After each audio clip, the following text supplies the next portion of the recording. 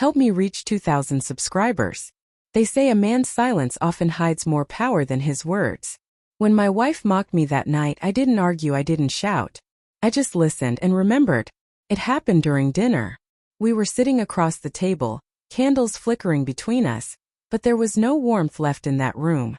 Emily had been drinking with her friends earlier, and by the time she came home, her laughter had turned cruel. "You're so quiet," she said, swirling her wine. "What's wrong, David? Counting the bills again?" I looked up slowly. "Just thinking." "Thinking," she scoffed. "You've been thinking for years. Face it, you're too broke to leave. You need me more than I'll ever need you." The words stung, not because they were true, but because once upon a time she used to believe in me. We built this life together from nothing. I worked long hours, took double shifts, even sold my car to start my own small business. But success didn't come fast enough for her. She wanted the trips, the designer bags, the kind of life her friends flaunted on Instagram. That night, she made sure I felt the difference between her dreams and my efforts. "You're lucky I'm still here," she said, leaning back with a smirk. "A woman like me? I could have anyone I want." I didn't reply. I just nodded and finished my meal. Inside, something shifted, quietly, permanently. It wasn't anger, it was resolve. After she went to bed, I sat alone in the living room, staring at the framed photo of our wedding day. We looked so young, so sure that love was enough. But love doesn't survive mockery. It dies in laughter like hers, sharp, humiliating, and deliberate. That night I made a plan. Not revenge. Just balance. I went through our shared accounts, the ones I had created, the ones she had turned into her personal shopping vault. I checked the credit card statements, the online orders, the secret subscriptions she thought I'd never notice. By dawn, I knew every corner of her financial world.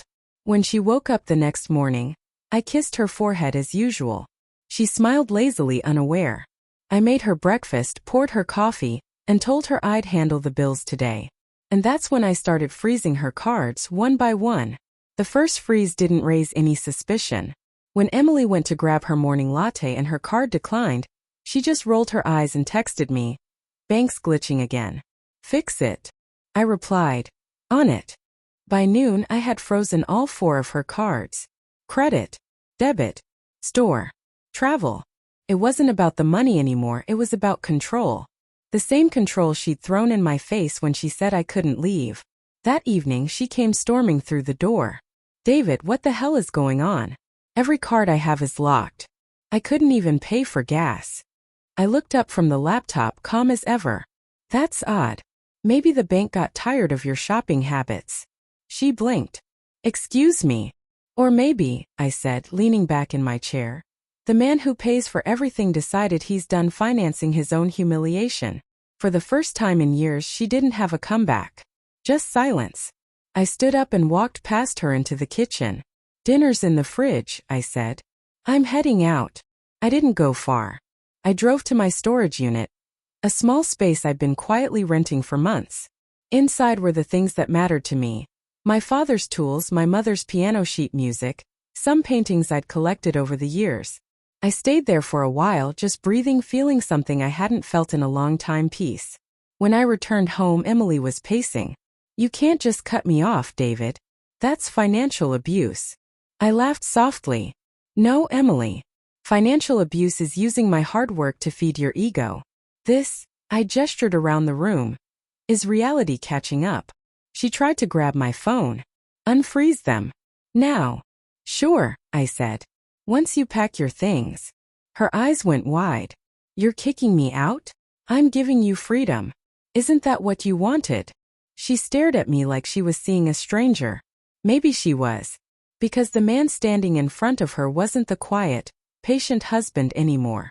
He was the man she mocked, finally awake.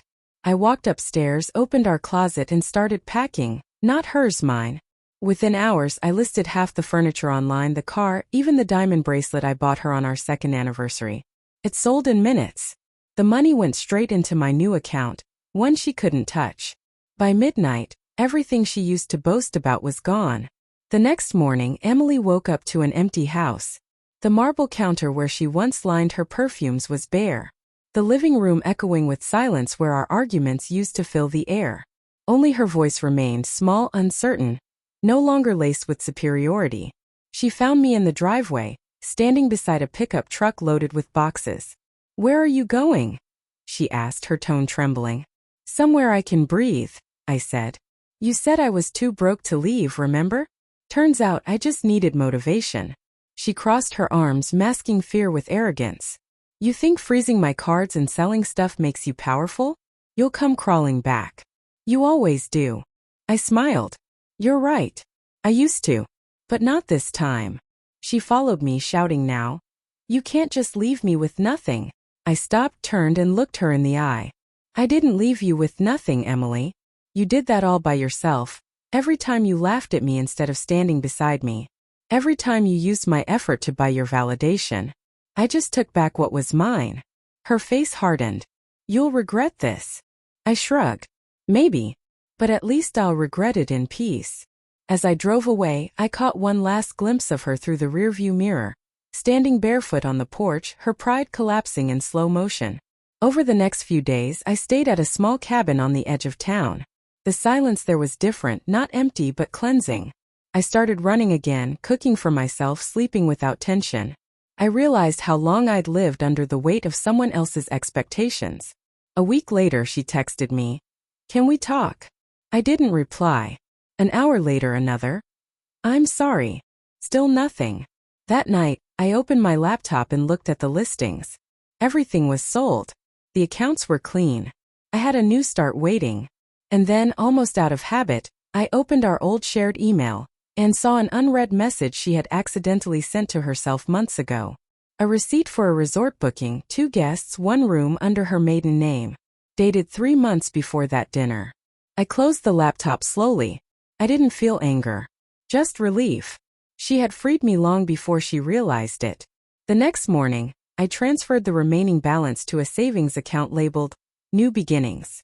Then I walked out onto the porch, coffee in hand, and smiled to myself. Turns out, being too broke to leave was never the problem. The problem was believing I had something worth staying for.